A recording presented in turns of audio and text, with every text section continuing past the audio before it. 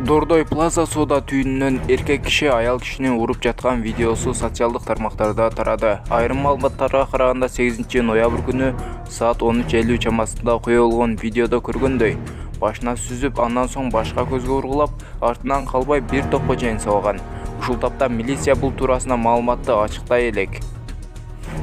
Видеого лайк басып, андан соң жандагы коңгуроочону баса кетиңиздер. Каналга жазылганды да унутпаңыздар.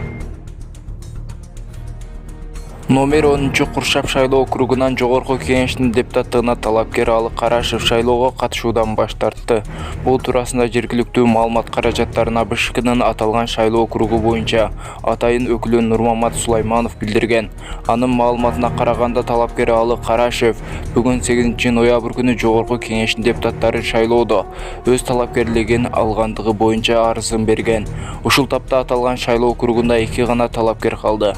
Башында аталган шайлоо округуна 4 талапкер катталган. Буга чейин Бердалиев Бакыт Чырмашевич шайлоого катышуудан баш тарткан болчу. Шайлоо 28-ноябрда өтөт.